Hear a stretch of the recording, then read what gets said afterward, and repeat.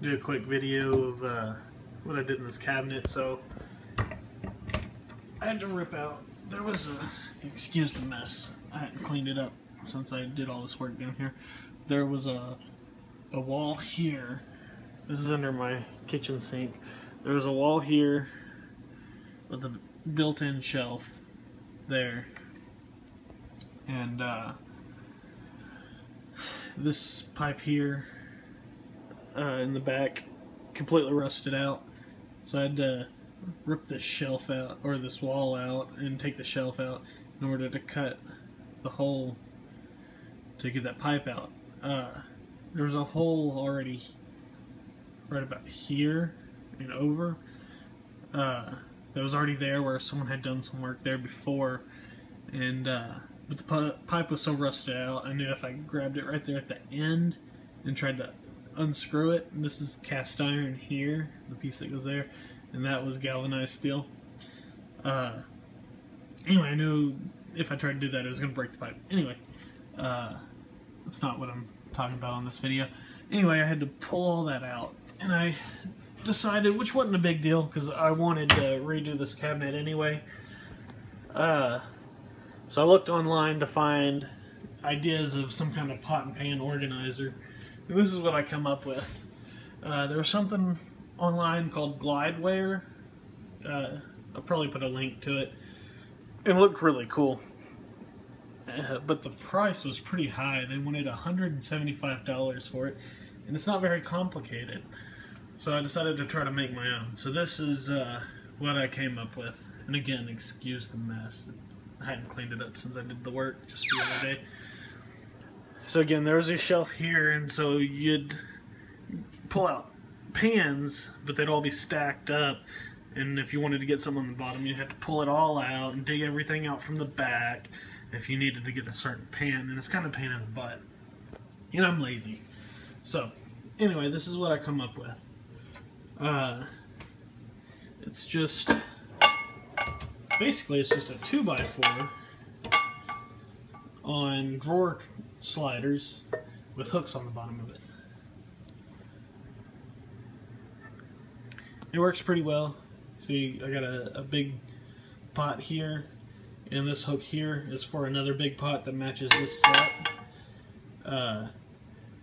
That one matches an old set we had. We went ahead and kept that one when we got rid of that set, because when I make tea I do two at the same time. Hence the reason that one's at the very front, because it doesn't get used, or at the very back, it doesn't get used very often. You can still get to it. That's as far out as this comes, but you can still get to it. I left enough space here where when you pull it, you basically just push this back and still get to it without taking anything else off.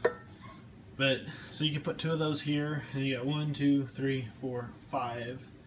So 7 total that you can fit on this.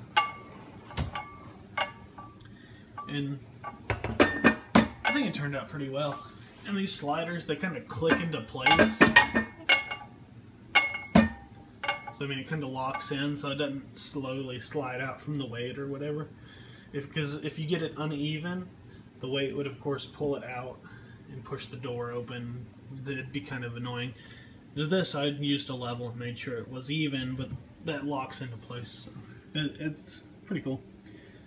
I've got a really large skillet that won't fit on here. So of course you only got, you know, the distance is determined by how tall your cabinets are. Most of them are the standard size.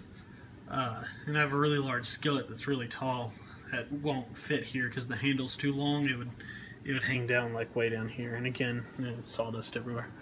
Excuse that. So what I'm going to do is on this side, I'm going to replace this wall here after I patch that hole. Replace this wall, and there'll be a drawer system of some sort. I hadn't really decided what it's going to be, but there'll be a drawer system here that pulls out. We'll have that extra stuff that doesn't fit. Originally on this door, this cabinet door, I wanted to build some kind of rack with slats where you can put the lids. But after I put that pot here, I realized that if you close this, the lids would hit that pot. So what I'm going to do is I'll make that rack but I'm going to put it on this door, and then whenever I build whatever organizer I'm going to do here, I'll make sure that it fits with this lid rack being here. So I'm going to paint this to match the cabinets, make it look all pretty. Well, a little pretty, I really don't care. You can't see it when the door's closed. So, I thought that was pretty cool. Again, this is for the kit. It's $175.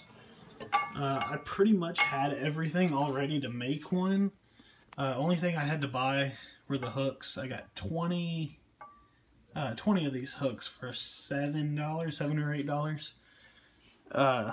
So literally I've got $7 invested in this that I had to buy specifically for the project. Everything else I already had. These are heavy duty tracks. I believe they're out of like a desk drawer that would be a filing cabinet drawer, so it had a whole lot of weight on there. So these are pretty hefty. So tracks like this would be like 25 bucks for a set. So total, if you didn't have anything and you wanted to make one of these, you're looking 40 bucks at the most. So, I mean 40 versus 175. And so to mount this on here, I'll show you. Literally all it is I made this. It's basically a U shape. This piece goes up, there's a top to it, and then there's the other side. And if I can get under here, you can see there's the top up there, and your drawer tracks are on the inside of that. So there's not even a back to it. It's open on the back. So literally, it's just a U made out of wood, upside down U, N, lowercase n. There we go. And to mount it, this isn't even screwed in back here. I just screwed this piece of wood and that piece of wood. You have to have the piece on top because when you pull it out, all your weight is up here. So it'd act like a lever. If you have your weight up here, the back end would tip up. So you put that top piece, which keeps it from tipping up. Of course, the bottom piece keeps it from tipping down when you push your slider down. So, yeah. And the only thing this one doesn't have that kit has is, I believe, in the kit, I believe this is a metal rail rather than wood. And your hooks can actually slide around on that rail, which comes in handy for stuff like this. So if you want to get this back pan out, you slide all your other pans forward, and then you can easily take that out. Which, I mean, it's handy, but it's really not necessary if you space your stuff out correctly. You could probably fit more on it if you could slide these around. And I could have probably rigged something up to where these would slide around. It would have been too much work, and I just, like I said, I'm lazy. Didn't really feel like doing it. I still had like maybe 3 hours of work into this, so it's about as much as I wanted to go for.